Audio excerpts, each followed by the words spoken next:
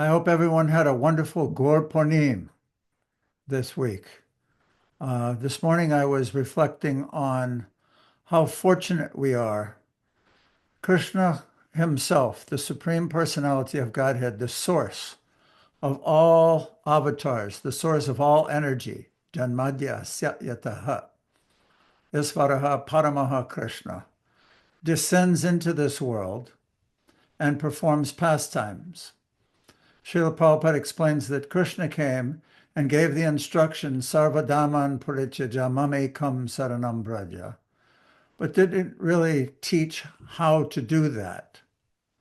So, only 500 years ago from our time, he came again in the form of Lord Chaitanya and teaches how to surrender to Krishna. He teaches a blissful path, Kevala Ananda Kanda, chant the holy names of the Lord, dance, and take prasadam. Such a wonderful, easy program, thereby coming to understand these lessons. When the Lord comes and performs his leelas, there are lessons for humanity to be taught, for the whole universe, not just on earth. And some of those lessons we're discussing on a regular basis here. Let's dive into the one where Krishna is instructing in a rather unique way the Brahmins who were very absorbed in performing Vedic rituals and rites. Continuing with our study of chapter, 23. So this is March 2025, lessons 3 and 4, which include the end of that chapter, 23, delivering the wives of the Brahmins performing sacrifices, and the beginning of the Govardhan pastimes. So Samapriya, can you please pick someone to help read as we dive into these topics? You have to unmute. Hey, Hare Krishna, everyone. Jai Jagannath. Too bad you can't be in many places at once, like Krishna. Hare Krishna, Hare Krishna. But here we are. This is the essence of everything, the Bhagavatam. So let's start today with Acharya Prabhu. Would you like to read? Yes, thank you. Srimad Bhagavatam, Canto 10, Chapter 23, Text 34 and 35, Sarartha Darshini. Srila Shukadev Goswami continued, thus instructed, the wives of the Brahmanas returned to the place of sacrifice. The Brahmanas did not find any fault with their wives, and together with them they finished the sacrifice. One of the ladies had been forcibly kept back by her husband. When she heard the others describe the Supreme Lord Krishna, she embraced him within her heart and gave up her material body, the basis of bondage to material activity. Vishwanath Chakravarti Thakur. The wives of the Brahmanas obeyed Sri Krishna's order and returned to their husbands, whereas the Braja Gopis, although ordered by Krishna to go home, remained in the forest to dance with him through the full moon night. Both the Vraja Gopis and the Brahmanas' wives achieved unalloyed Krishna prema. The lady restrained here by her husband was especially devoted to Krishna. She gave up her material body, but she did not give up her spiritual body, which was filled with prema due to her intense love in separation from Krishna. That spiritual body was kept hidden by the Supreme Lord, who manifested himself to her. In that body, which was purely spiritual and invisible to all, she quickly left that place and went to Krishna. Like a touchstone, Krishna's Kripa Shakti transformed the other wives' material bodies into pure spiritual bodies as well. From that day forward, the Brahmana ladies had no more contact with their husbands. In this way, what is impossible for the Kripa Shakti of Krishna? Hare Krishna. Thank you, Acharya. I have a question for you. How does this show that Krishna is equally disposed to everyone? He makes an arrangement that's perfect for each individual soul. Can you explain that? Um, can I explain it? Well, one of the gopis was in a situation that externally appeared unfavorable, that she couldn't go to be with Krishna. But Krishna, he says, through his Kripa Shakti, overcame that, and she got the exact same benefit as the ones who actually did go to Krishna, because she went in her spiritual body. So even though there was some external material restriction, it was no restriction. It was arranged for her that she got the same benefit through her spiritual body. And the other gopis who did go to Krishna, they also, in the end, he says, their bodies were also made spiritual. So they attained the same thing despite those external appearance of differences. Okay, so I guess you meant the wives instead of the Yeah. gopis. You said wives. And there's Nanda with something. Nanda, did you want to say something? I wanted to ask for a clarification. Do you want that now or do you want to wait? No, it's up to you. Go ahead. Okay, well, it's about this phrase. Previously, I was considering that when it said that the wife who was forcibly restrained by her husband and couldn't go, she gave up her material body. So previously, when I heard that, and even the one about the gopi in the relation with the gopis, I was always under the impression that she left her body.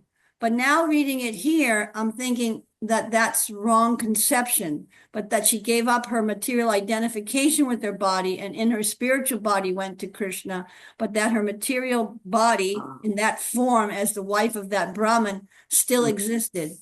Is that the correct understanding? Pati, what do you think about that? I kind of think she left her. If we take the example that's described later in the rasa dance pastimes, Vishwanath explains a very similar experience, and he explains that the Yogamaya potency of the Lord created duplicate bodies, because it says down here, it says, thus from that day forward, the Brahmin ladies had no more contact with their husbands. It means material contact. It doesn't mean that they didn't continue living. Yeah. So what he describes in the Rasa Lila pastimes is that Yogamaya arranged for the spiritual bodies of the gopis, their eternal bodies, to go and dance with Krishna, which lasted for an entire night of Brahma. Whereas the Mahamaya, just like when Sita was kidnapped by Ravana, it's described that Ravana couldn't touch the spiritual body of Sri Sita Devi. So Agni arranged for her spiritual personality to have refuge with him, while there was a Maya form of Sita that Ravana dealt with. Similarly, the husbands of these wives are dealing with a Mahamaya form presented by the Lord, by Yogamaya, whereas the spiritual bodies are with Krishna.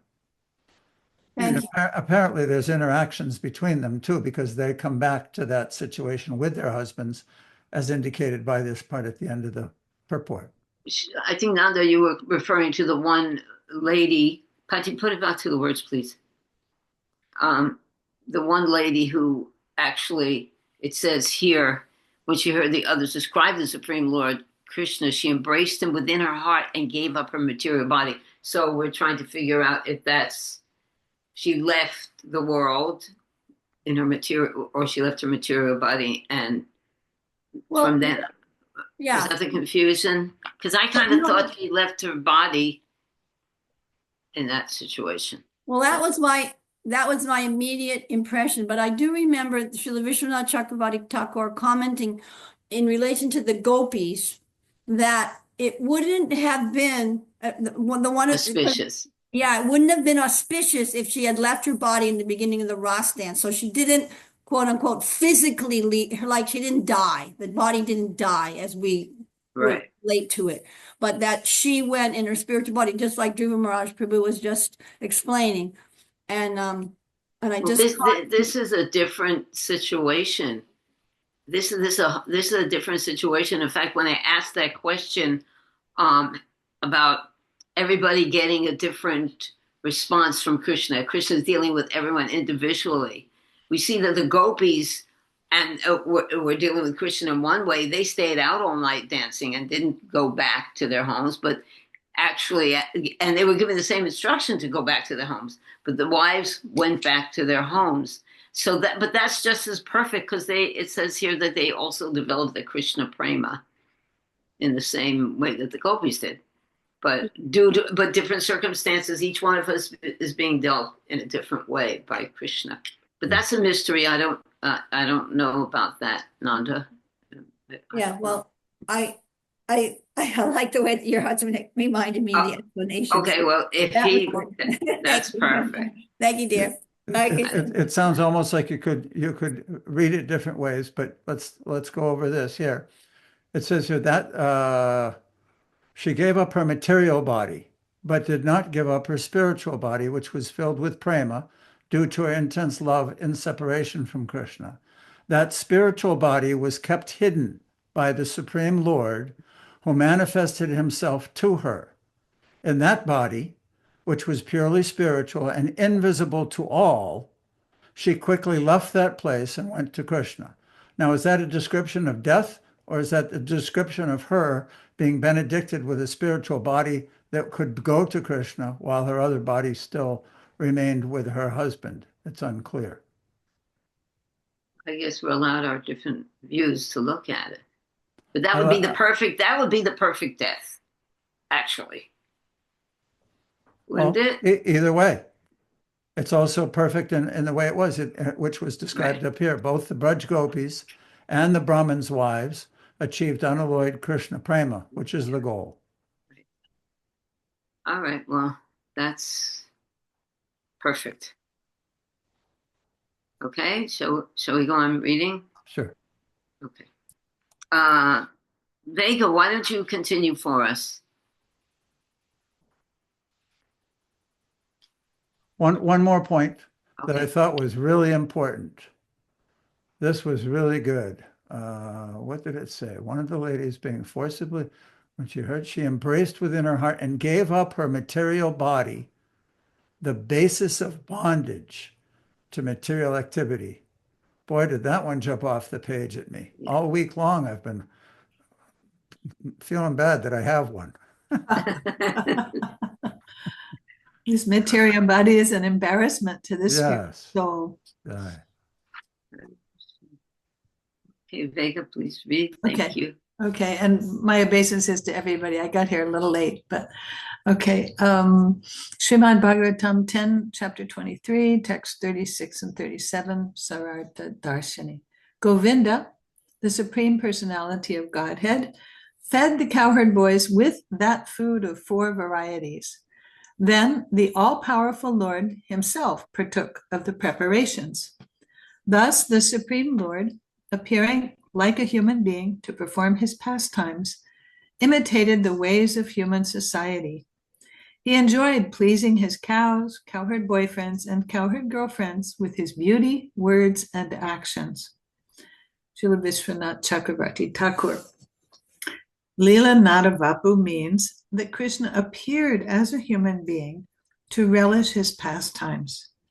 It indicates that because of the predominance of the Lila Shakti over Krishna's other Shaktis, such as the Satya Sankalpa Shakti, potency to fulfill his desires, the pastime with the Brahmana's wives did not culminate in direct enjoyment.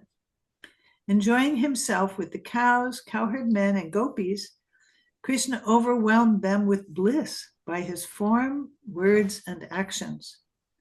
Gopinam refers to the young gopis rather than the elderly ones with maternal affection because of the time and context of the verse. Implied here is a refutation to the opinion that prior to the rasa dance, Krishna did not enjoy with the young Braja gopis. Shukadev Goswami indicates Krishna performed many pastimes similar to the rasa dance with the Braja gopis, but these have not been mentioned by me. Could you want to go on to the next verse? Okay. That is a very important point also. Krishna performed many pastimes similar to the rasa dance with the Braj gopis, but these have not been mentioned by me. So Right. the Bhagavatam is eternal and infinite. And we're getting a glimpse through the grace of Srila Prabhupada. Okay, go to the next. Acharya has his hand up and I Oh, have a comment. Acharyaji, sorry. Okay, got some comments. I wasn't aware that that was actually like a point of contention, that some people saying, oh, there were no pastimes between Krishna and the gopis before the Ratsa dance. Is that, I mean, I hadn't actually even heard that before, that some people argued one way or the other on that. I wasn't even aware of it, actually. Me neither. But Do you know brings it up. anything about He brings it up, so somebody must have Yeah, it must be, someone must be have saying it, thought but that, right? okay, he's I was pointing just wondering to- if someone knew any more history of that particular Yeah. disagreement. Yeah. No, I didn't have one, Prabhu. Not me. The point I wanted to hear more about from Vegavati was this part about, because we've been discussing it previously, that the predominance of the Leela Shakti over Krishna's other Shaktis, such as his Satya Sankalpa Shakti, which means the potency to fulfill his desires. The pastimes with the Brahmin's wives did not culminate in direct enjoyment. How does that work? You're asking me. Yeah. Well, I just listen on Saturdays. I hadn't Mhm. heard this before. I hadn't read anybody's comments, but just hearing it just now, what it made me feel like is that Krishna wants to please everybody, and the Leela Shakti is enabling him to please the cows, the cowherd boys, the cowherd girls, in so many different ways. And that Satya Sankalpa Shakti, the potency to fulfill his desires. Yes, he does that. He can do that the night of the Rasa dance, but it's not that he only dances with the gopis in conjugal mood, but he loves everyone and relates with everyone in so many different ways, and that's also his pleasure, to please his devotees. Yeah. But it's interesting that he's appearing like a human being, but the Leela Shakti dominates. In other words, he deals with everybody individually, but also according to their position in human society. That's what it was described previously, that people would not be happy if he danced with the Brahmins' wives. Right. That would have been an overstepping of proper etiquette. So although he may have desired to, which is his Satya Sankalpi potency manifest, or pushing itself forward, but the predominance of his Leela Shakti, which keeps everything in proper order, dominated that desire he may have had. And it described in last week's that it actually subdued his rati, his affection for the women. The Leela Shakti, I thought that fascinating. The Leela Shakti reduced his affection or suppressed his affection for the women in a intimate way, so that they never perform that. Oh, wow. Oh, The last purport that you read talking about that one wife that was kept at home by her husband. Mhm. Yeah, that where it says that the spiritual body was kept hidden by the Supreme Lord in that body, which was purely spiritual and invisible to all. So not even the other wives saw her. Go to Krishna. Yeah, exactly. Right. That was quite extraordinary. So wouldn't that be that she went in her spiritual body? yes. We're seeing matter, but she was engaged in a spiritual activity. Going to Right. can I ask some Nanda reason- what she wants? it's okay. Nandaji, you want to say something? Baby, Yeah. just hold on there. Yeah, so in other pastimes that the Leela Shakti also predominates also, just like in the pastime with Aghasura, when all the coward boys entered into the mouth of Aghasura, and Krishna was what? He was momentarily bewildered because that's not what he wanted. He didn't want them to go into the mouth. Now what am I going to do? He had to think. He was like, but that's what enhances the Leelas and Krishna's activities, being the omniscient, omnipotent, supreme personality of Godhead. He still can get surprised by his Leela Shakti Yes. arranging things. And ultimately, it enhanced that Leela. So similarly in this Leela, with that one lady being held back, et cetera, and totally the whole group of them not enjoying physically with Krishna at that time, but that leaves us, there's the ... after that. They didn't enjoy it that time, but it enhanced their meeting in the future in whatever, and I'm not saying in this particular Leela on earth, but in future Leelas in whatever situation. Hare Krishna. Acharya? Thank you, Nandaji. Yeah, I was also thinking, and you could tell me what you think of this, that Vishwanath Chakravarti Thakur, to me, it sounds like he's trying to sort of defend or justify the position of the Yagyapatnis. Because, of course, we know, and we always say, yes, the gopis are the topmost devotees.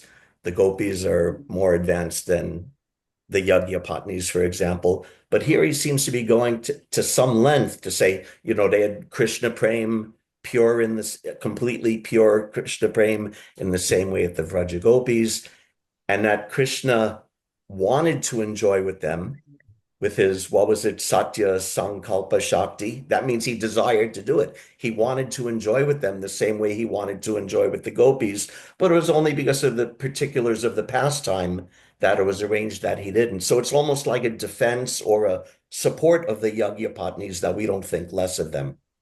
Yeah, and it's just that it shows that everyone has a different relationship with Krishna. He deals with everyone to bring out that love, to bring out that in the most unique, wonderful way.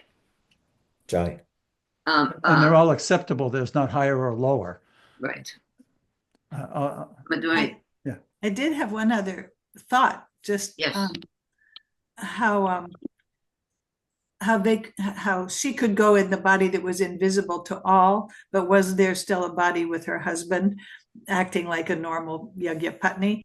But what came in my mind was Lord Chaitanya, like fainting on the beach, and then going and being with Krishna and the gopis and the Jamuna, and then the devotees are chanting Hare Krishna, Hare Krishna. He goes, "Why did you bring me back here? I was with Krishna."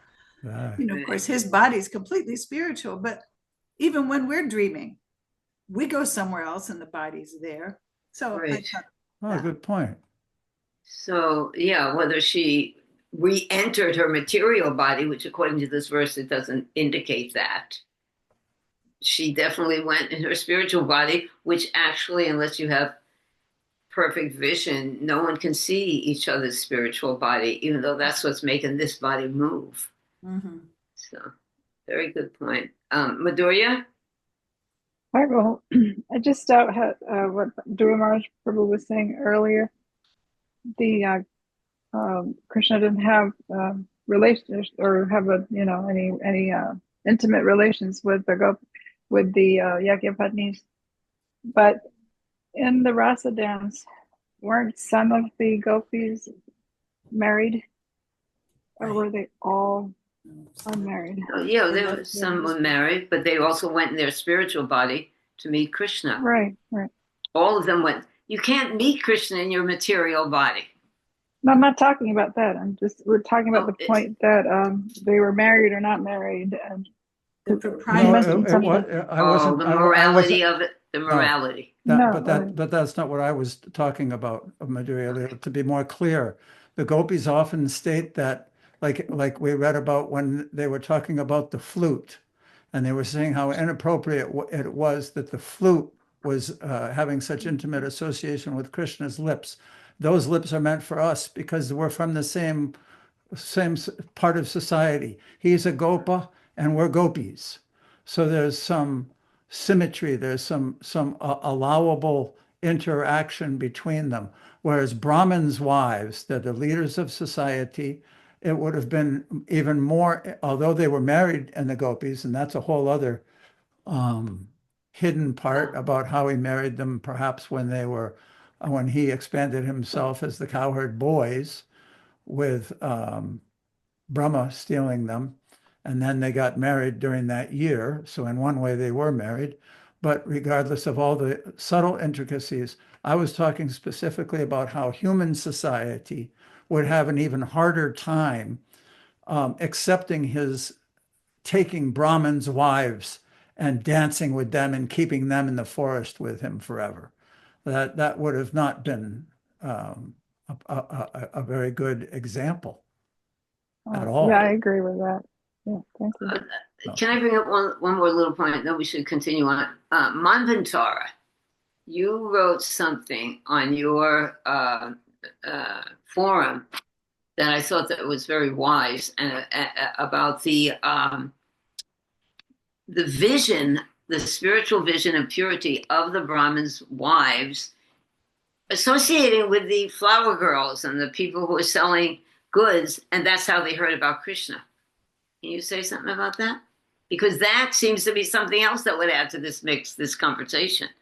Because even though society might think one way, and it would be immoral for Krishna to dance with the Brahmins' wives in the forest at that time, the Brahmins' wives, okay, you say what you said, Manvantara.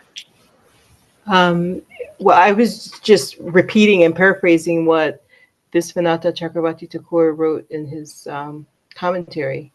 But it made sense that they were non-sectarian. They didn't have any judgments. They were receptive to hearing from people who were basically below their social class, you know. But yeah, I agree with the whole concept of that it would have been materially inappropriate for Krishna to engage with the Brahmin wives. What about why was that? Actually, I thought it was really broad vision. Why did the Brahmins' wives see in that way? Because you said that because due to their being devotees and having developed their love for Krishna, they were able to have equal vision, which most of society doesn't. Right. So I thought that was clever. Oh, thank you. That was it. Actually, we discussed it. Okay, let's go on now. And I was going to have Vega read the one from the Krishna book, if you would, Vega ji. Okay, sure. Okay, Krishna book, Srimad Bhagavatam, Canto 10, Chapter 23, texts 34 through 37. After being instructed by the Supreme Personality of Godhead, all the wives again returned home to their respective husbands. Pleased to see their wives back home, the Brahmanas executed the performances of sacrifices by sitting together, as it is enjoined in the Shastras. According to Vedic principle, religious rituals must be executed by the husband and wife together. When the Brahmanas' wives returned, the sacrifice was duly and nicely executed. One of the Brahmanas' wives, however, who was forcibly checked from going to see Krishna, began to remember him as she heard of his bodily features. Being completely absorbed in his thought, she gave up her material body, conditioned by the laws of nature. That sure sounds like she died. Yeah, it does, doesn't it? It does. It sounds She like just Jai left Srila it. Prabhupada solving all the Left it there. questions. Go on.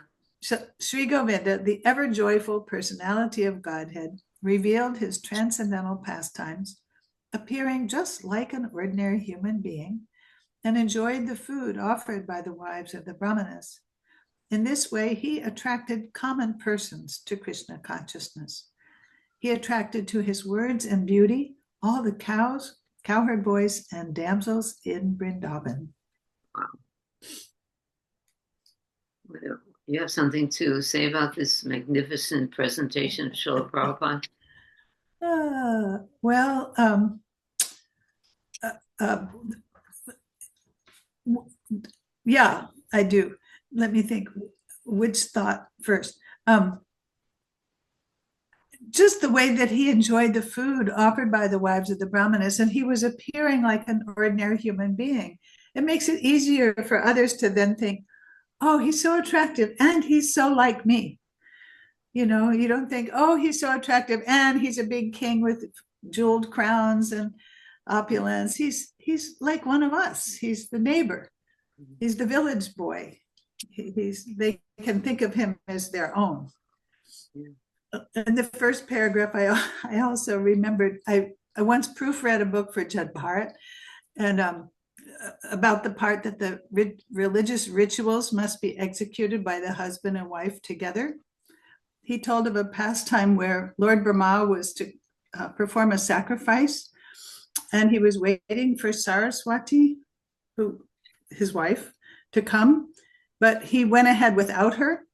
And she was so angry that she turned herself into a river called Bhagavati and flooded the whole sacrificial arena. Oh, Krishna. All right. That's great.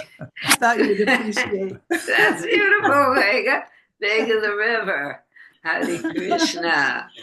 That's great. Thank you. Okay. All right. Let's go on now. I saw you there, Faye. Are you able to read? No, Mataji. Hare Krishna. Hare Krishna, sweetie. You're still trying to heal? Yes, Mataji. Thank you for your prayers. Hare Krishna. Hare Krishna. Thank you. Okay. Amanvantar, would you like to read?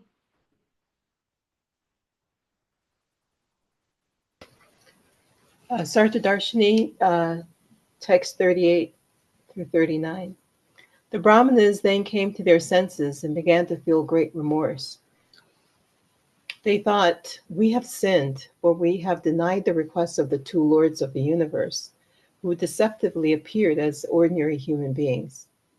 Taking note of their wives' pure transcendental devotion for Lord Krishna, the Supreme Personality of Godhead, and seeing their own lack of devotion, the Brahmanas felt most sorrowful and began to condemn themselves.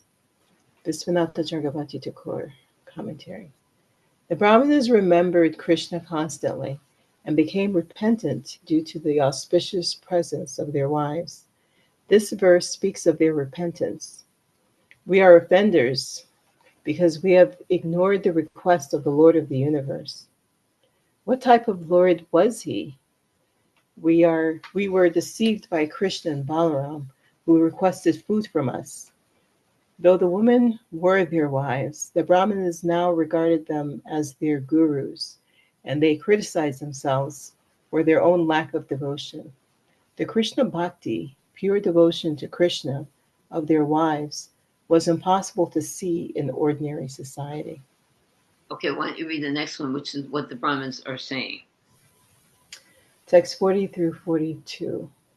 The Brahmanas said, to hell with our threefold births, our vow of celibacy, our extensive learning, to hell with our aristocratic background and our expertise in the rituals of sacrifice. These are all condemned because we were inimical to the transcendental personality of Godhead. The illusory potency of the Supreme Lord certainly bewilders even the great mystics, what to speak of us. As Brahmanas, we are supposed to be the spiritual masters of all classes of men. Yet, we have been bewildered about our own real interest. Just see the unlimited love these women have developed for Lord Krishna, the spiritual master of the entire universe. This love has broken for them the very bonds of death, their attachment to family life. Thakur's commentary. The Brahmanas said, our three births, 1, physical birth, 2, Brahminical initiation, and 3, initiation into the performance of Vedic sacrifice, are all useless.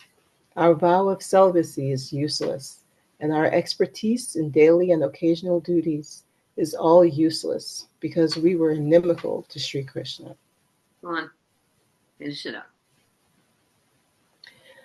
The syllable ha in ahu, joy, surprise, indicates that upon returning home, the ladies displayed ecstatic symptoms such as trembling, shedding tears, hair standing on end, and calling out in choked voices, "O pleasure of my life, O Krishna."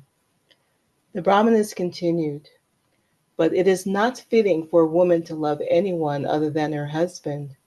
Though women should regard their husbands as guru, what can one say when the Supreme Lord, who's Jagat Guru, the universal teacher and spiritual master, appears directly before them? They have developed their love for the Guru of the universe, Krishna, and now don't have even a trace of attachment for home, husband, children, and so forth.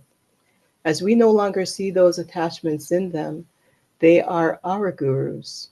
From that day on, the husbands accepted these ladies as their worshipable spiritual masters and no longer thought of them as their wives or property." Wow. So there's such an expression called pati guru. The pati or husband is considered to be one of the gurus. So now we have patni, which is wife, the patni guru. That's kind of far out. You have anything to say about these verses and this purport, Mama Tara? No, it's really interesting though, but no, I don't. Really... Okay, what about this? But it is not fitting for a woman to love anyone other than her husband. Right, So, they're just pointing out the cultural situation, and the ladies agree also, you know, but they also said, you know, our husbands have no like feelings for us because we're so attached to you, Krishna, when they came to meet him. So I mean, they were even aware of the social custom of, you know, just being faithful to your husband and not having any love but that outside. was superseded by what? By Krishna being the supreme Jagat Guru. Right. So that was their real husband.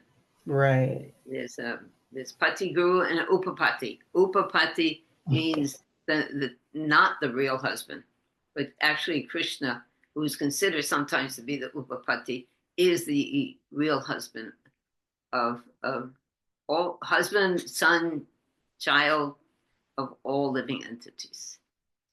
All right. Anyone else have something to say about this before we go on? Acharya.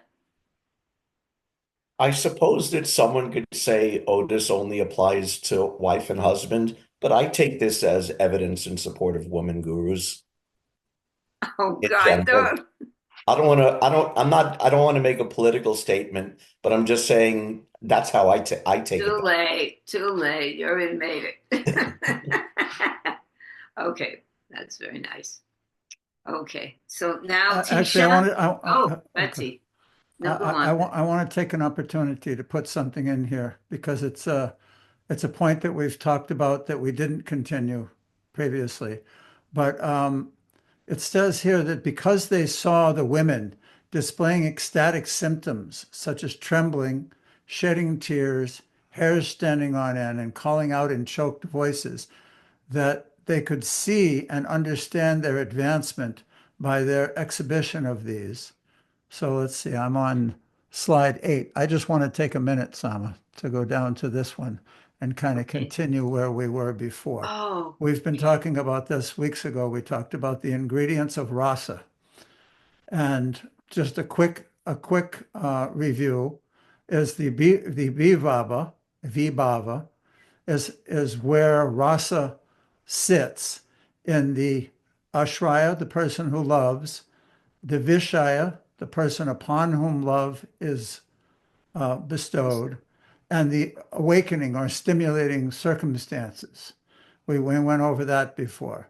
We also went over the topic of the sthai bhava.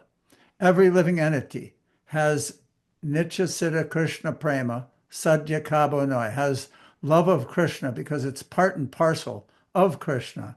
there's an inherent continuous type of love in the Ashraya, the person who has love for Krishna. Generally, there are 5 categories: servants, friends, parents, lovers, and neutral. Then, coming from the Sthayi Bhava, or exhibiting from the Sthayi Bhava, in 3 different ways are Anubhavas, Vyabhichari Bhavas, and Sattvika Bhavas. Anubhavas are generally expressions of love that are voluntary, like chanting, smiling, dancing, weeping. The Vyabhichari Bhavas are fleeting emotions. They don't last long, whereas the Sthayi Bhava is continuous. Vyabhichari Bhavas are 32 in number, and they come and go. And then sometimes, and in very rare cases, like Radharani and Lord Chaitanya, sometimes some of the others, there are Sattvika Bhavas. There are 8 very intense emotions that would be tears, choking, trembling.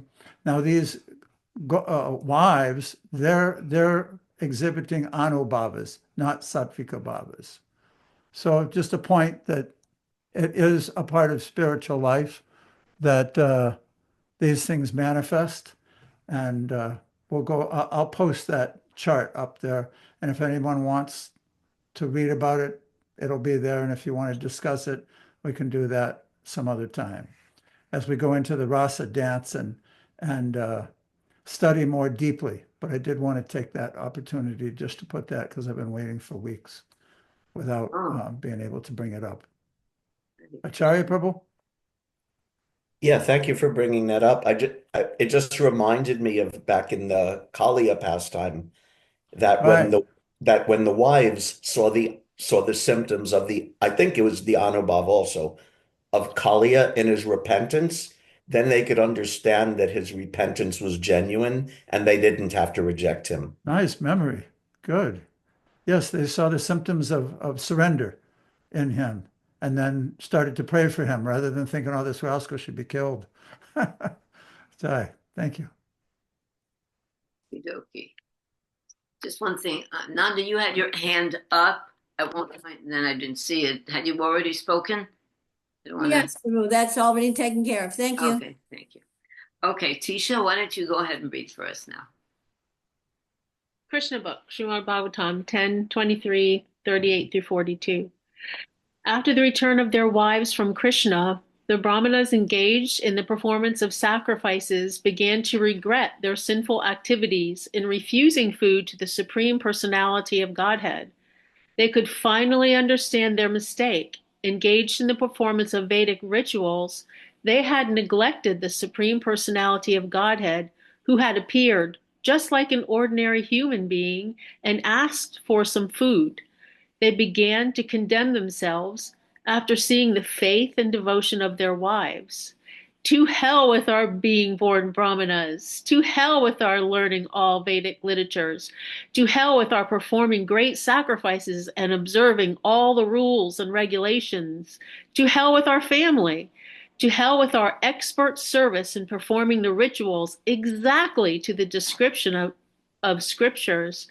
To hell with it all, for we have not developed transcendental loving service to the Supreme Personality of Godhead, who is beyond the speculation of the mind, body, and senses. The external energy of Krishna is so strong that it can create illusion to overcome even the greatest mystic yogi. Although we expert Brahmanas are considered to be the teachers of all other sections of human society, we also have been illusioned by the external energy. Just see how fortunate these women are who have so devoutly dedicated their lives to the Supreme Personality of Godhead, Krishna. They could easily give up their family connection, which is so difficult to do. Family life is just like a dark well for the continuation of material miseries. Hare Krishna. So what do you have to say about that, Tisha? Following the rules and regulations perfectly? Yes. With a hard heart. What is bhakti anyway? What do you think? Well, I just think they see that all of their regulation and everything they were doing so perfectly, following all the rules, they missed the whole point. They missed the forest from the trees, or whatever that saying is. They missed the true point of loving Krishna because they were so caught up in doing all these things they thought they needed to do. They forgot to just love Wow. Krishna. There's a wonderful little story that Prabhupada told us about the Brahmin and the shoemaker. Remember that story? Pati, you know that story? You want to tell it? Go ahead. No, you go ahead. Okay, so Narada Muni was traveling along in the universe one day, and he came to see a couple of his devotees. So he came to see a Brahmin. And this Brahmin was a very Pukka Vaishnava and followed all the rules and regulations and did everything perfectly. And he is sure that he is going to go back to Godhead. I mean, he did it, dotted all the I's. And then, but Narada Muni was there to test the devotees. So he said, oh, no, yes. And the Brahman comes out, he's all Pukka and this and that. And Narada, he asked the question, what was Lord Vishnu doing when you went to see him, Narada? What was he doing? Or either the person asked or Narada said, and he said he was threading an elephant through the eye of a needle. And then the Brahmin heard, what? You're not Narada Muni. What kind of a nonsense question is this? That my Lord, no, he wouldn't accept that from Krishna. He wouldn't accept that from Narada. And he said, well, you're not going to go back to Godhead. He said, what? Get out of here. So he's kicking Narada Muni out because he didn't have faith that Krishna would be able to thread an elephant through the eye of a needle. Then across the street, there was this one little cobbler. And he saw Narada Muni came, and he's a very poor man. He's dusting off a spot on the grass where Narada Muni could sit and say, "Oh, Narada, you went to see Lord Vishnu? Oh, what was my Lord doing when you went to see him?" And I'm gonna cry. It was so sweet. He said, "Your Lord was threading an elephant through the eye of a needle." And the cobbler said, he started paying his obeisances. He started jumping around. Oh, that's wonderful, wonderful, and this and that.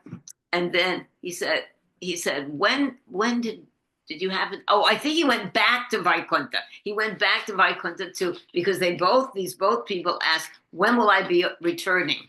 When will I return to the spiritual world? When will I be with my Lord? And then so first he went to the Brahmana and said, okay, Lord Vishnu said that you will return in 1,000,000 lives.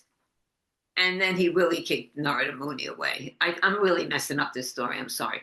But then when he went to the cobbler, and he said, Narada Muni, did you ask Lord Vishnu when I will be able to return, going back to Godhead? And he said, you will go back to Godhead when all the leaves fall off the tree that you are sitting under making your shoes. And the cobbler was just like in total ecstasy. And he worshipped Narada Muni. So it's not by pride. And then Narada Muni said, what? You actually believe that the Lord was putting the trunk of an elephant through the eye of a needle? And the cobbler said, why not? He can put a tree inside a seed. Yeah, beautiful. So anyway, yes, this is it. This is it. It's not that pride is going to get you back to God. It's or faith following and the love. rules and regulations like that Brahmin. But not that we should neglect them. Right. But the point is to fall in love with Krishna, and anything that doesn't assist you to do that, you better check within your own heart and your own mind. Why am I not falling in love with Krishna? This is a divine love trip, if I might coin a phrase. Okay, Hare Krishna.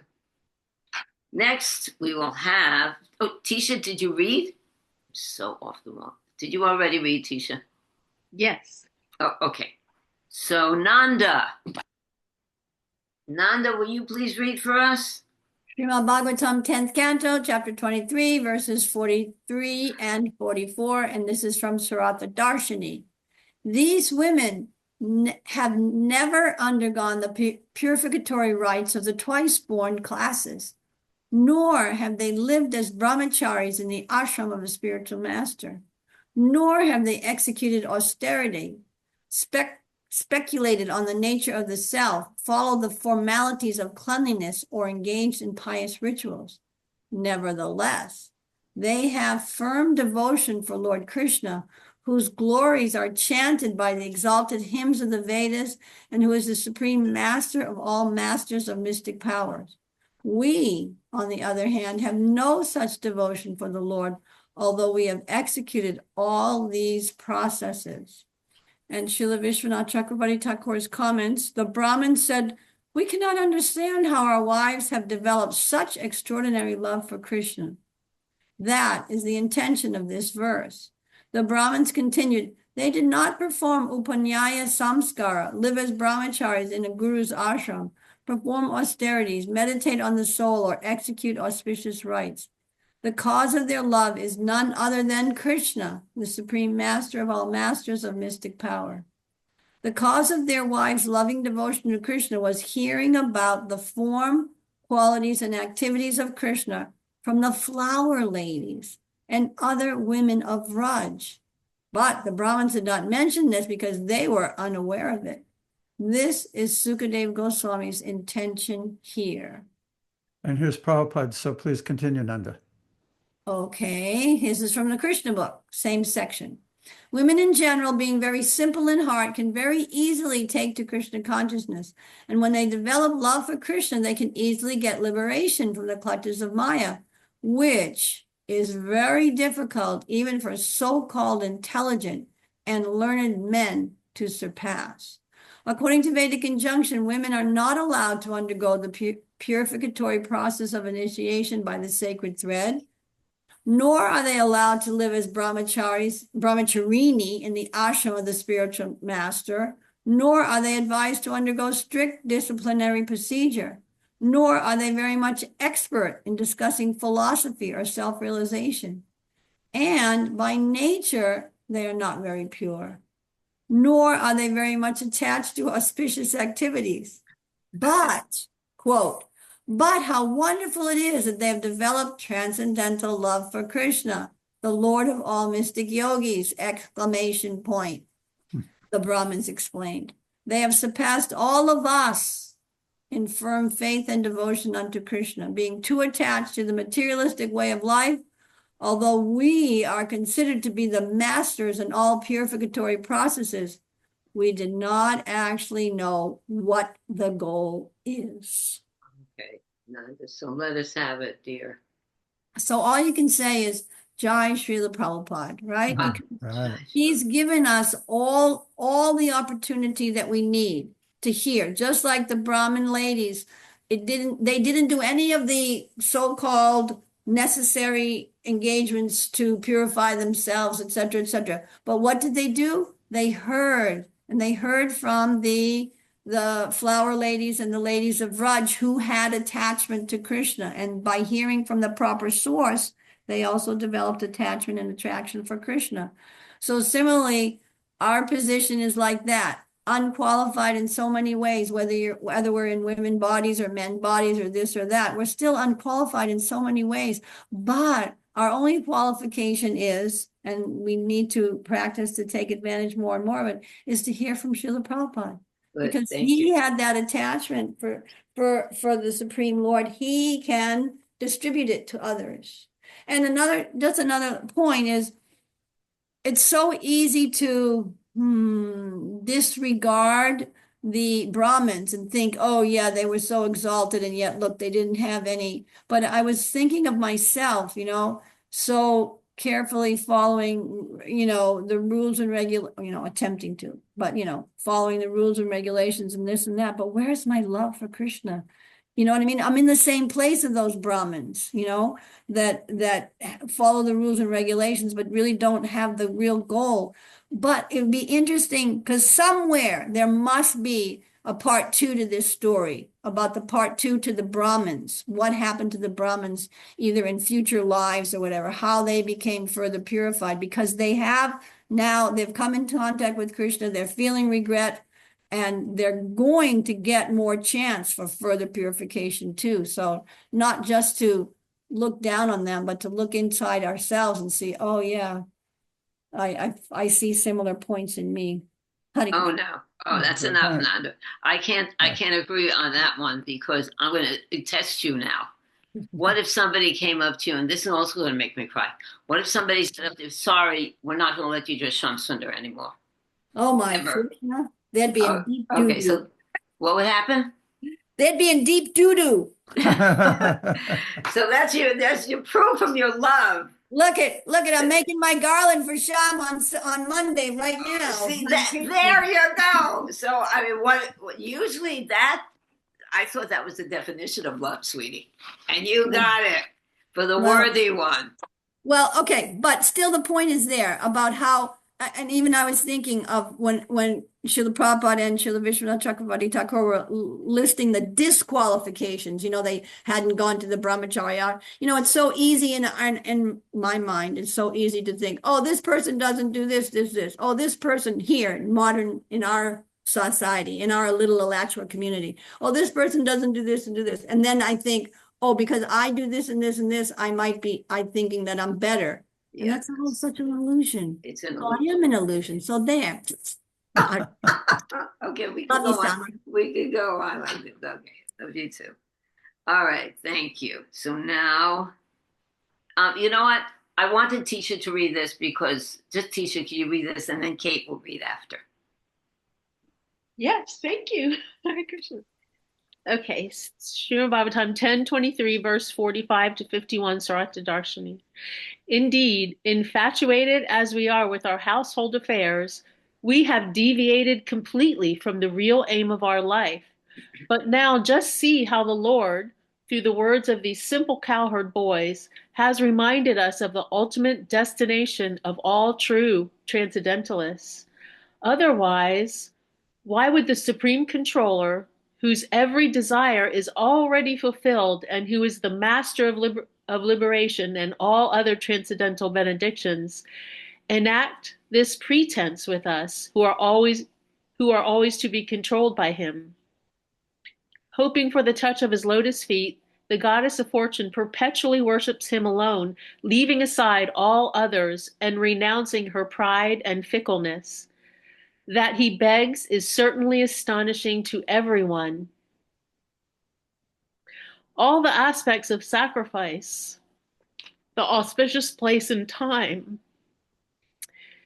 the various items of paraphernalia, the Vedic hymns, the prescribed rituals, the priests and sacrificial fires, the demigods, the patron of the sacrifice, the sacrificial offering, and the pious results obtained, all are simply manifestations of his opulences. Yet even though we had heard that the Supreme Personality of Godhead, Vishnu, the Lord of all mystic controllers, had taken birth in the Yadu dynasty, we were so foolish that we could not recognize Sri Krishna to be none other than him. Let us offer our obeisances unto Lord Krishna, the Supreme Personality of Godhead. His intelligence is never bewildered, whereas we, confused by his power of illusion, are simply wandering about on the paths of fruitive work. We were bewildered by Lord Krishna's illusory potency, and thus could not understand his influence as the original personality of Godhead. Now we hope he will kindly forgive our offense. Okay, Tisha. I say you got a little bit absorbed in that, which is what we want. So what are you thinking? What does this mean to you? How do you understand this? Just that the Brahmanas were infatuated or absorbed in their household affairs. And I'm sure they felt great love and connection and, that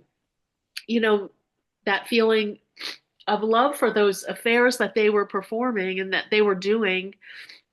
And in the process, they forgot the real aim of their life, which was to love Krishna. Those things will go away. They're just in the material world and they don't last forever. Yeah. It's hard to give them up. Yeah.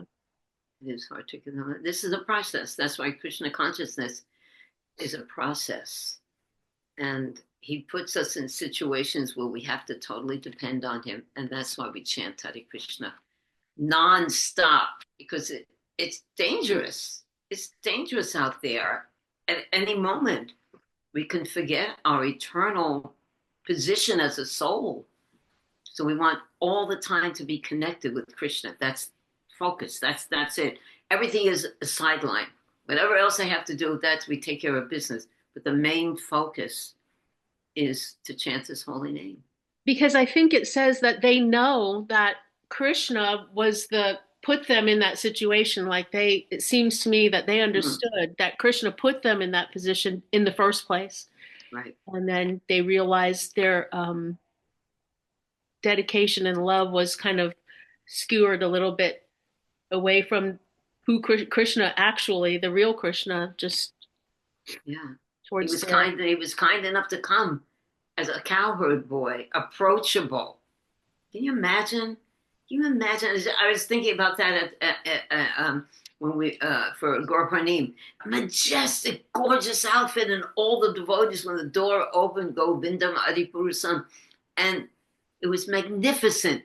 But still, Krishna can be standing in the back watching us.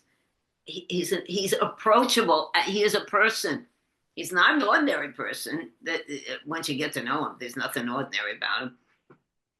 But even though he's so, that's why we're blessed to worship Krishna in this way. Actually, the Brahmins also saw that. They're saying the Brahmins actually realized it. Just like, that was pretty insightful, Tisha. Very good for you. She said, but now just see how the Lord, through the words of these simple cowherd boys, has reminded us of the ultimate destination of all true transcendentalists. Otherwise, why would the supreme controller, whose every desire is already fulfilled and who is the master of liberation and all other transcendental benedictions, enact this pretense with us, who are always to be controlled by him? They actually realized what they'd done. He sent the cowherd boys to awaken them. It was all a plan. Krishna has a lot of plans in order here. And he's working on each one of us too. Very good. Thank you. Okay, let's go on. Kate, would you like to read? Caitlin? Mother Caitlin? Hare Krishna, dear devotees. Srimad Bhagavatam 10, 23, 52, Sarata Darshini. Thus, reflecting on the sin they had committed by neglecting Lord Krishna, they became very eager to see him. But being afraid of King Kamsa, they did not dare to go to Vraj. Vishwanath Chakravarti Thakur. After realizing their offense against Krishna and finally appreciating his almighty position, why did the Brahmanas not just rush to Vraj and surrender at the lotus feet of the Lord? This verse answers, at that moment, the Brahmanas were bewildered by grief and guilt and were not in agreement as to the proper course of action. Thus, they did not go to the Ashoka Grove to meet Sri Krishna, and even by the end of the day, although they were all in agreement, they could still not go to Vraja. The word cha indicates they tried to move but could not. Suddenly, at the same time, they all felt the presence of Kamsa. The Brahmanas were afraid that Kamsa would certainly kill them if his spies reported that they had gone to Krishna. The fear of being killed, however, did not create any obstacle for their wives. Being absorbed in ecstatic Krishna consciousness, the Brahmana's wives immediately went to Krishna, just as the gopis, simply to dance with the Lord, traveled in the dead of the night through a forest full of ferocious animals. It should be understood that because the Brahmanas were not on such an advanced platform of Krishna consciousness, the shadow of fear in their minds kept them from seeing the Lord face to face. Wow. Okay, before we move on, what can you say about the investment? Oh, there's Thakur. The first one, real quick thing. The investment that these Brahmins had. They went through the list. Did we read it several verses previous? They went through the list of how invested they are. And the more invested you are in the material world, for your position, your adoration, your fame, your money, your family, and everything, if you're really invested in it, what does that mean? What does that mean, Kate? If you The really, more really you invest, forget Krishna, the more we forget Krishna, the easier it is for us to really fulfill this false ego identification, that we have. feeding it all the time. You know that story about there's two dogs in the heart, the good dog and the bad dog. Whoever you feed is going to get be stronger. So these Brahmins are feeding and feeding and feeding, and they're condemning themselves for that. Can you see that? Yeah, but they can't overcome it. They can't. They were fearful. So why were they fearful? Put back the words, Mati, please. It makes me think of that, that famous conversation with Prabhupada. What do you feel when you're chanting fearless? But they don't have that. I mean, that's a very high position, and they're not there. They're just still very attached to their, like you said, they're very invested. Very invested. And we have to, as Nanda was depicting, we have to take this as instructions to ourselves. We have to become fearless, and we can only become fearless if we're standing next to the Supreme Protector. Then we can become fearless. All right, go and read the next one. Dr. Murari had his hand raised. Do you want to Thakur, cover that I'm before sorry. we go? Hello, my darling. Please speak. Yeah. So I Krishna dear devotees, and thank you for a wonderful Gurpunim.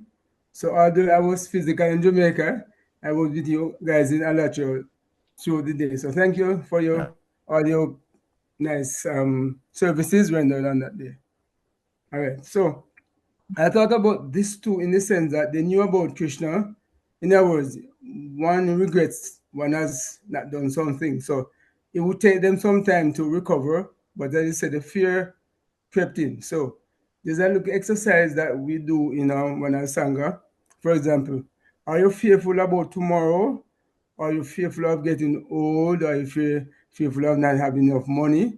So fear is natural, part of the material world, but be engaging in a devotional service in the sense that one does not have enough faith, because yes, the wives went to Sri Krishna, but the wives weren't fearful of being reported into council. So they're saying, yes, but we are fearful. And it's the same, So we're saying that it depends on one level of devotion. And I'm saying fear is a part of the material world, but when one is engaging in devotional service, then one has to check oneself, or are we affected by the fear factor? That's right. Good. That's a good check. Good. Yeah, I thought about yes. Yeah, we should check. Yeah. That's a good way for us to check in our own lives. Are we fearful? That has to do with faith, doesn't it? It has to do with our faith. Yes. Yeah, faith has to be there, as you were saying that it starts out with faith, but right through our devotional life, we have to still have faith. If not, everything, gets awry. Faith has to be there. All throughout our devotional service. Yeah, faith. Yes. Actually, I'll tell a quickie before Kate's going to continue. What's getting late? Yeah. Okay. Okay. Is this the one that Kate's going to read? And you're next, sure. Thakur. Oh, you can read after her, Thakur. Okay. Wait, let Kate finish. After this, you read. Kate, finish. Krishna book, Srimad Bhagavatam 10:23, 45 through 50. Therefore, it is simply illusion for one to think that Krishna begged food from the Brahmanas. It was actually a trick to show them the mercy of accepting him in pure devotional service. The Vedic ceremonial paraphernalia, the suitable place, suitable time, different grades of articles for performing ritualistic ceremonies, the Vedic hymns, the priest who was able to perform such sacrifice, the fire and the demigods, the performer of the sacrifice, and the religious principles are all meant for understanding Krishna. For Krishna is the Supreme Personality of Godhead. He is the Supreme Lord Vishnu and the Lord of all mystic yogis. Because he has appeared as a child in the dynasty of the Yadus, we were so foolish that we could not understand that he is the Supreme Personality of Godhead, the Brahmana said. But on the other hand, we are very proud because we have such exalted wives who have developed pure transcendental service of the Lord without being shackled by our rigid position. Let us therefore offer our respectful obeisances unto the lotus feet of Lord Krishna, under whose illusory energy called Maya, we are absorbed in fruitive activities. We therefore pray to the Lord to be kind enough to excuse us because we are simply captivated by his external energy. We transgressed his order without knowing his transcendental glories. Okay, go on, Patsy, change it because there's one more, and then we're going to start the new chapter. Go on, Kate. 10:23, 51 through 52. The Brahmanas repented for their sinful activities. They wanted to go personally to offer their obeisances to him, but being afraid of Kamsa, they could not go. In other words, it is very difficult for one to surrender fully unto the personality of Godhead without being purified by devotional service. The example of the learned Brahmanas and their wives is vivid. The wives of the Brahmanas, because they were infused by pure devotional service, did not care for any kind of opposition. They immediately went to Krishna. But although the Brahmanas had come to know the supremacy of the Lord and were repenting, they were still afraid of King Kamsa because they were too addicted to fruitive activities. Okay, that's it. That's the conclusion. What do you have to say about this and faith? It just the Brahmanas. I mean, it's I can relate to them. I'm too addicted to fruitive activities, but they're having some awareness. They're having some humility, and thankfully they have these wives. They have these examples, just like we have examples, all around. But there's acharyas and saints and sages who we can be our example as we're working our way through this addiction to fruitive activity. Good point. Very good. Acharya, thank you, Caitlin. Beautiful. Yeah. Quickly, Prabhupada told a story about Chanakya Pandit that he would advising, was it Chandragupta? Was that the king he was advising? Mm-hmm. And one time he gave the king some advice that the king didn't like. And the king made some comment, either you're wrong or I'm not going to follow. So Chanakya, he just quit and just immediately left, because a Brahmana can never be silenced or controlled or restricted by the Kshatriyas or the managers or the political power. But these Brahmanas allowed themselves to be restricted by Kamsa. So in that way, they were actually not behaving as real Brahmanas. Very good. Actually, and he said the Brahmanas always have to be independent so they could give advice and advise society. But if they were restricted by the Kshatriyas, that can't happen. Yeah, there's a story that Chandragupta invited Chanakya. He was such a learned, good minister. He said, I want you to move into the palace because that way you'll be close by and I can always, consult with you without this inconvenience. And Chanakya refused. He said, no, if I live in the palace, I'll become dependent on you and everything and all the different facilities. So I'm staying in my hut out in the forest. You want something, come get it. They always have to maintain their independence. Yes, nice point. Disha? And I like the way that you connected it with these Brahmins. Thank you. I was going to say, of different hands. That's such a good point, Acharya. And it goes to show just what a tyrant Kamsa must have been, that even the Brahmanas, everyone was just, they were oppressed, so oppressed by his lead, by his ruling, by his rule, as the king. That's a very good point. Yeah. It makes you understand the position of the Brahmins more. Right. Very good. Thakur? Thakur's going to read and then also, but he has his hand up. Yes, I quickly make a comment here.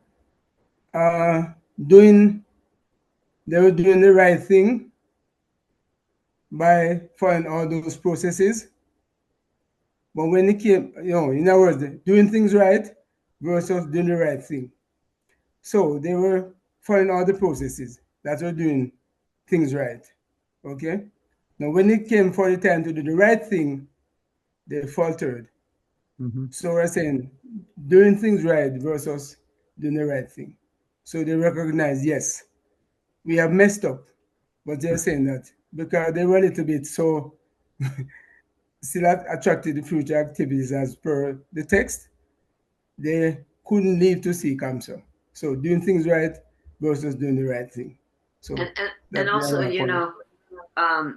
Krishna told the wives, don't worry, their hearts will be changed. So Krishna allowed their hearts to be changed and see the symptoms of pure love for Krishna in their wives when they returned. So that influenced them. Another good point. Yeah. Okay, let's go on. Thank you, everyone. And how about you can read Thakur? Okay, chapter 24, Worshipping Govardhan Hill. Well, So, we're running Srimad from one thing Bhagavatam. to another. That was, first of Yes. all, we just ended that humongous, beautiful pastime of the wives and the Brahmins. So, However, please note, go ahead, Murari. I'm sorry. Yes, so I note, yes, so from one, they would say segue, I'm not sure, maybe Yes. segue is the right word to use, but let's say from, one beautiful pastime to another. So, Srimad Bhagavatam, 10:24, and that's 1 to 5. Sarata Darshini. Shukadev Goswami said, while staying in that very place with his brother Baladev, Lord Krishna happened to see the cowherd men busily arranging for a sacrifice to Indra. Being the omniscient super soul, the Supreme Lord Krishna already understood the situation, yet he still humbly inquired from the elders, headed by his father, Nanda Maharaj. Lord Krishna said, my dear father, can you explain to me what this great endeavor of yours is all about? What is it meant to accomplish? If this is a ritual sacrifice, then for whose satisfaction is it intended, and by what means it is going to be executed? Please tell me about it. Oh, Father, I have a great desire to know, and I'm ready to hear in good faith. Certainly, no secrets are to be kept by saintly personalities who see all others as equal to themselves, who have no conception of man or others, and who do not consider who is a friend, who is an enemy, and who is neutral. One who is neutral may be avoided like an enemy, but a friend should be considered like one's own self. Okay, Patsy, change it to the next slide and let him read that. Should I continue? Yes? Yes. So Vishwanath Chakrabarti Thakur. Anticipating that one of the cowherd men may say, as this is a private affair, we should not tell a small boy with little intelligence. End of quote. Krishna utters statements that he is very learned. Krishna said, those who are of good character see all other people on the same level as themselves. They do not distinguish between friends, enemies, and neutral parties. Therefore, you should trust me and reveal the entire purpose of the sacrifice. End of quote. Nanda Maharaj, and this is Nanda Maharaj, but we are also others and cannot follow such standards of saintly behavior. End of quote. To answer that objection, Krishna says, one who is indifferent may be avoided like an enemy. And of course, Ujvala Delamani defines the Tatashta or neutral person as a friend of the opposing group. And of course, the neutral person is not an enemy or friend and should not be avoided nor accepted. Krishna continues, but one should have faith in the friend as one's very own self. I am more than a friend. I am an intimate family member. Okay, so how is Krishna being clever here to talk to his father? Yes, so he's the supreme personality of Godhead. He knows everything. But he's saying that putting forward some points, as they're saying that they talk about friend or somebody neutral, family member, they will say that saying the person should really not hide anything from anyone because they're there to to inform. And they're saying that as a little boy, usually children have some serious questions from time to time. So yes, so we see he's acting really nice. That's why Krishna Lisa is so nice. Yes, those questions usually those are very potent questions. Yes. Yeah. He's showing how intelligent he is, isn't he? He's actually playing the part perfectly of a little boy. A very, what's that, a genius little boy called? Impetuous, not impetuous, just a very, very brilliant child, but still a child. Huh? A prodigy, something. So he's, all right. Anything you want to add to this, Murari? Just saying that in the Leelas, there are certain activities are, designed or it's part of the Leela. So as we said, nice segue from one nice pastime, the wives versus Brahmanas and Krishna and Balaram and the court boys into this prelude to the Govardhan, worshiping Govardhan Hill, where the aspect of sacrifice is there. So, and, the whole, how Krishna, instead of instigating the whole aspect, how they were going to eventually do Govardhan Puja rather than Indra Puja. So that's nice. One would say a prelude to the whole story, that they will leave from that traditional worshiping Indra as to worshiping Govardhan Hill. So I would say it's a nice segue into another Leela. Good. And Krishna. Patti, you want to explain that, the same kind of point that you made about dissuading the people to worship the demigods? We really haven't come to that yet. Let's cover that topic when we come to it. Okay. Okay. Thank you, Thakur. Madhurya Leela, would you like to read? I think we're really nearing the end of our presentation today. Madhurya? Okay, thanks, Haribol. Oh. Let me see, what time is it? Okay, yeah, okay, I can read. Srimad Bhagavatam 10:24, 6-7, Sarartha Darshini. When people in this world perform activities, sometimes they understand what they are doing, and sometimes they don't. Those who know what they are doing achieve success in their work, whereas ignorant people do not. Such being the case, this ritualistic endeavor of yours should be clearly explained to me. Is it a ceremony based on scriptural injunction, or simply a custom of ordinary society? Vishma Chakravarti Thakur. Krishna said, people should perform a particular ceremony or activity only after thoroughly understanding it through discussion with friends. We should not be blind followers of tradition. Activities refers to the worship and sacrifices that Vaishyas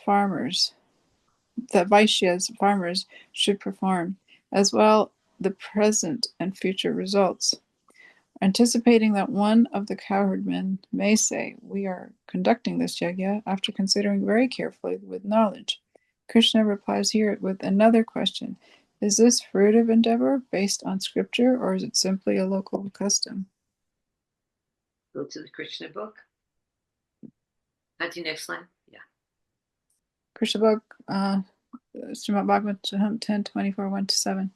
While engaged with the Brahmanas, who were too involved in the performance of Vedic sacrifices, Krishna and Balaram also saw that the cowherd men were preparing a similar sacrifice in order to pacify Indra, the king of heaven, who is responsible for supplying water.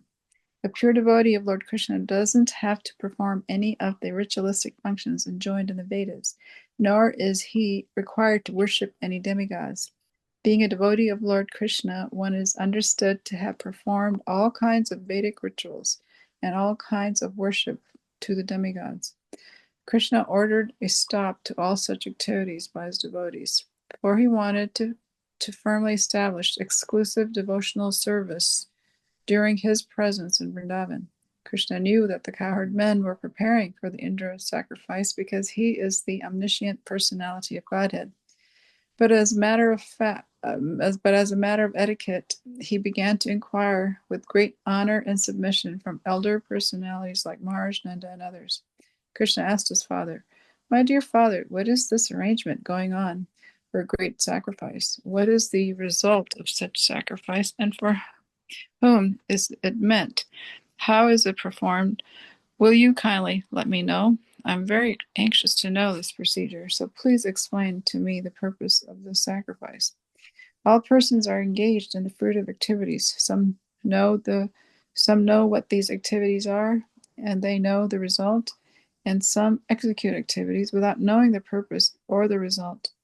A person who acts with full knowledge gets the full result. One who acts without knowledge does not get such a perfect result. Therefore, please let me know the purpose of the sacrifice which you are going to perform. Is it according to Vedic injunction, or is it simply a popular ceremony? Kindly let me know in detail about the sacrifice. Okay. What do you have to tell us about all of this? Well, one thought is that, we've heard very often that even if you don't understand the prayers that you're reciting, or you're doing something without really knowing much about it, but if you're doing religious activities, and that you do get benefit for them. I think, like Prabhupada said that too. So you recite the verses. You may not know everything. You may not understand everything, but you're still getting the good results. So here it's kind of saying a little differently. Yeah, because why? What is Prabhupada speaking about, and what is the intention of Nanda Maharaj and the cowherd men? I understand this specific situation. Yeah. One is hearing the Bhagavatam, and one is worshiping a demigod for some fruitive result. Yeah, no, I understand that part, but I'm saying about the part where where he says about if you don't know, if you're not doing something with knowledge, or you don't understand what you're doing, kind of, I think he said in the last slide, that you don't get the full result. Because you're not determined. But so why do you think that he would say that? Well, it's always better to know what you're doing, and we recite the prayers and we don't know what that means, then you don't have that same kind of attachment and determination. But whether you understand the Vedic, like the mantras and everything that are sung at the yajnas that are performed, you still get the benefit.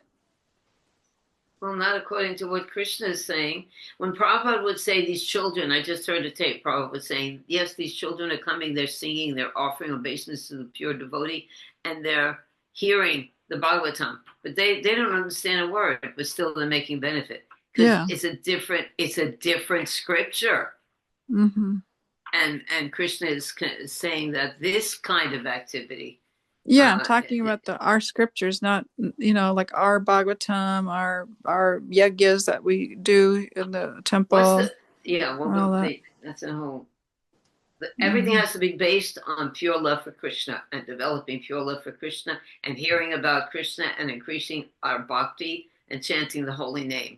It sounds almost like you're both circling a point, some sound vibration, and some activities. Krishna says in Bhagavad Gita, Neha Bhikramanashosti Patyavayo Navidyate.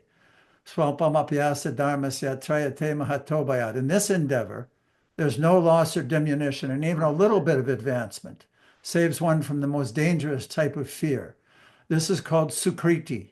It's spiritual advancement. And if one performs those activities, even taking prasadam, it's agyata sukriti, it's unknown. They don't even know they're doing it, but they're getting sukriti. They walk by a harinam and they hear the holy name. So that's one category. It's transcendental.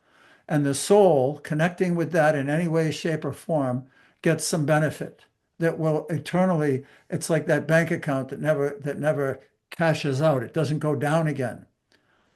On the other hand, the Brahmins were engaged in karma kanda, fruitive activities mentioned in the Vedas for a fruitive result.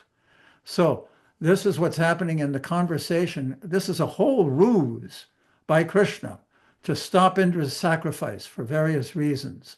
And one of the things he's doing is he's going to actually quote the Karma Mimamsa philosophy to convince the cowherd men why they don't have to worship Indra. But in this particular topic of not knowing what the result is or what the means is, and therefore, why are you performing it, deals with the karma kanda section. So we have to clarify the distinction between the two in order to understand why one is, Right. why that's being brought up. Okay, yeah. Good. Excellent. Okay, is that it, Madhurya? Yeah, And, thank you. All okay. right, thank you. Let's go on and finish up with Acharya. Would you like to conclude? And then my husband will speak something about these which what you mentioned before about the. Well, I already did that. Anavas- So, you already did it. Okay. Okay. Srimad Bhagavatam, Canto 10, Chapter 24, Text 8 through 11, Sarartha Darshini. Nanda Maharaj replied, "The great Lord Indra is the controller of the rain. The clouds are his personal representatives, and they directly provide rainwater, which gives happiness and sustenance to all creatures. Not only we, my dear son, but also many other men worship him, the Lord and Master of the rain-giving clouds. We offer him grain and other paraphernalia of worship produced through his own discharge in the form of rain. By accepting the remnants of sacrifices performed to Indra, people sustain their lives and accomplish the threefold aims of religiosity, economic development, and sense gratification. Thus, Lord Indra is the agent responsible for the fruitive success of industrious people. This religious principle is based on sound tradition. Anyone who rejects it out of lust, enmity, fear, or greed will certainly fail to achieve good fortune." Vishwanath Chakravarti Thakur. Nanda Maharaj said, "People sustain their lives by the remnants of sacrifices performed to Indra. Human life is not meant just for sense gratification, but for attaining the goals of dharma, artha, and kama.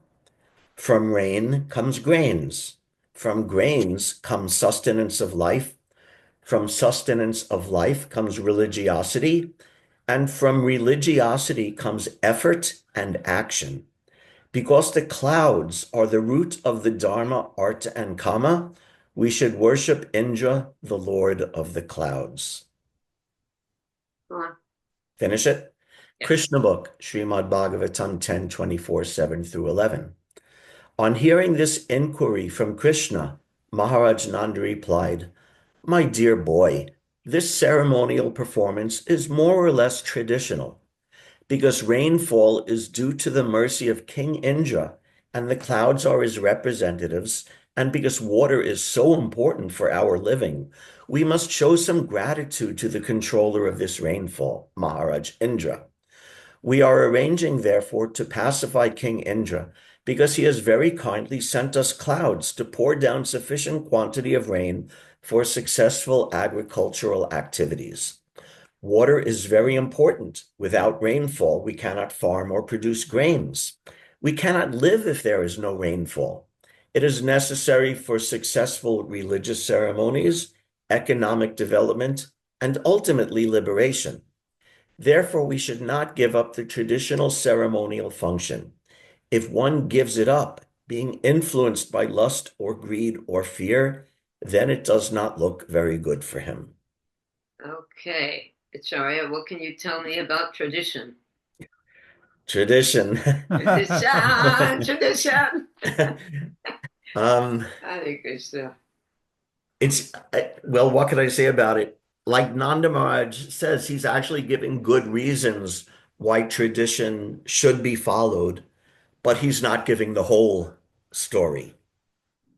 And that's why Krishna ultimately objects. He's giving good reasons for following tradition, but because he's leaving out the real point of surrender to Krishna, therefore Krishna feels the need to challenge him, challenge his father, and challenge Lord Indra and redo the whole thing. You know, in the Bhagavad Gita, isn't there something mentioned also? Arjuna, one of his arguments is that women are not protected, and the whole program, that was also tradition. Right, good point. So yeah. Also, I just wanted to say also that from literary point of view, from preaching point of view, and the telling of the story, the way it transitions from the Yajnik Brahmin story to this is just so brilliant to me. Just the way it's all arranged just strikes me as so perfect. The way Krishna is making his point, and now he's making the same point, but in a little different angle. And there's so many similarities, and there's also differences between the two. And just the way it's constructed, every time I read this, it blows my mind how perfectly these pastimes are constructed for the beauty of the pastimes and for our education. You're right. And this is like these two chapters, the Yagyapatnis, and then Govardhan right after it is like prime example of that. I love it. Yeah, it was wonderful when I realized that they followed each other. Yeah, it was just so perfect, it was just amazing and perfect. Yeah. I've got a. Oh, did he have a stand up? I don't know. Did you want to say something, Thakur? I guess not. I have a question here that somebody can help me with. Bhagavad Gita. In the beginning of creation, the Lord of all creatures sent forth generations of men and demigods along with sacrifices for Vishnu, and blessed them, saying, "Be thou happy by this yajna or sacrifice, because by its performance, or by its performance will bestow upon you all desirable, everything desirable for living happily and achieving liberation. The demigods, being pleased by sacrifices, will also please you. And thus, by cooperation between men and demigods, prosperity will reign for all. In charge of the various necessities of life, the demigods, being satisfied by your performance of yajna or sacrifices, will supply the necessities to you. But he who enjoys such gifts without offering them to the demigods in return is certainly a thief. So my question is, what is the problem? Nanda Maharaj is right. Oh, wait a second. Who can counteract that argument? Put the words back. Oh, we have this rasa. Put the words back of the Bhagavad Gita real quick. Oh, there's Manvitar. She's up for it. What do you got to say, Manvitar? Krishna just said, Viswanatha Thakur said that in his purport leading up to this, that Krishna is the paraphernalia of all the sacrifices. Okay. He's actually, the paraphernalia for everything being done.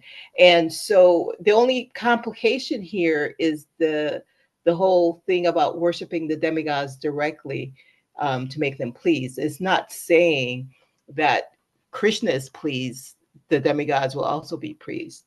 Okay, and what proves this, I think, is a couple of chapters back, those young girls, unmarried girls who were praying to Katyayani to have Krishna as their husband, they invited Vishabhanu's daughter on the last day of that yajna because I think the reason why they invited her, it didn't say exactly, but I think the reason they invited her is because she is I just read it, the patron of sacrifice. You know, so you have to have all the different things to perform an appropriate yagya. But what is absent from what Dhruva Maharaj just read is that Krishna is the paraphernalia of all the sacrifices, and when he's pleased, everyone else is pleased. Good girl. Now put it back to the words because it's not absent. Read text number 10. Manvantara. In the beginning of creation, the Lord of all creatures sent forth generations of men and demigods, along with sacrifices for Vishnu, and blessed them, saying, "Be thou happy by this yagya, sacrifice, because its performance will bestow upon you everything desirable for living happy and achieving liberation." Okay, with sacrifices for Vishnu. Mhm. That's the point right there. That's also what Indra forgot. Right. Although he's a big manager, and it says the demigods being pleased by the sacrifices will please you, as we'll see as it unfolds, that he thought he was the enjoyer of the Right. results. But Yeah. what does 529 say? Anybody know Bhagavad Gita Oh, 529? oh, to Who's the Ram. enjoyer Is that of all Bhaktaram Yagya Tapasam? Very good, Yes, yes. good girl. I am the enjoyer of all sacrifices. Yes. So, and then this one also. So we've proved it, Betty. You've been defeated. Me, I'm just standing next to Nanda Maharaj saying, oh, Hare look, Krishna. he's saying everything's correct. You know, I don't know anybody who ever had an argument with Krishna and came out successful. Never. It doesn't happen. All right. Well, that's Okay. that for today. Anyone have anything else to say? Oh, Thakur, you had your hand up. Yes, I was in terms of worshiping the demigods. You know the story of Rukmini, Krishna Kinami Rukmini.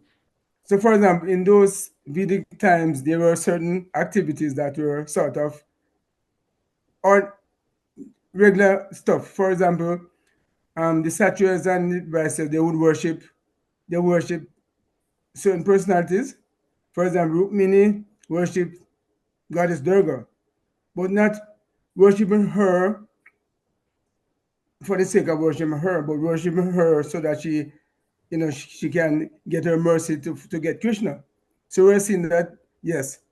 So as the gopis know, the gopis worship goddess Katyani, but not for worshiping her as getting some results from her, but as one would say, a way to getting the result from Lord Krishna. So we're saying what the object is the sacrifice. So we're saying that its argument is both good points on both sides, the sacrifice, but what's the ultimate result?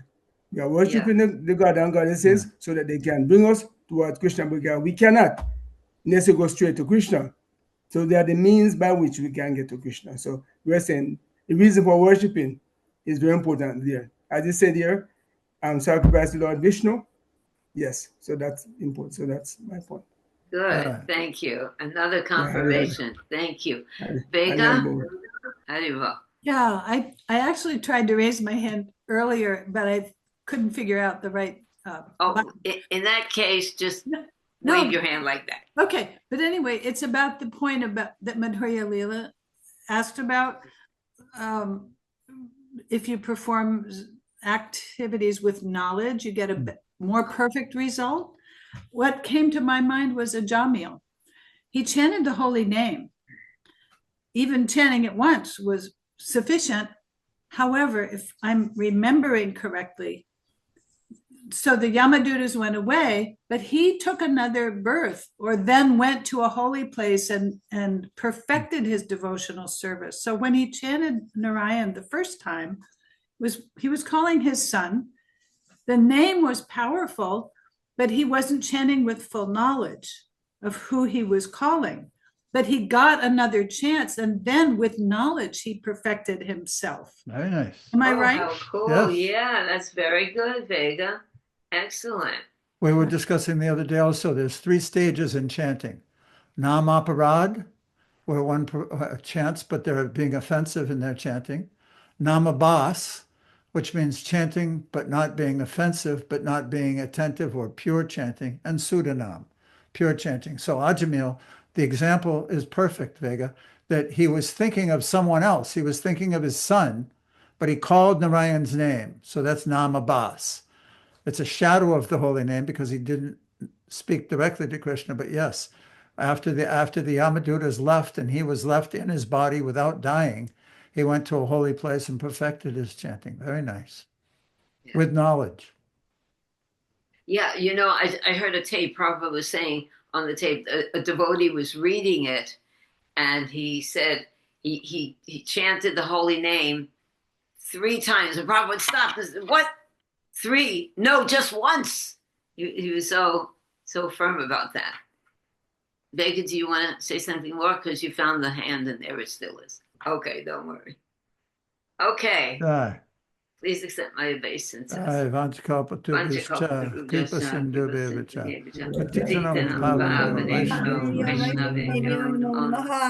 And now we enter into Govardhan Lila. Yes, Hari, yes. Hari. Maharaj, Maharaj. Well, good to everybody. Hare Krishna. Hare Krishna.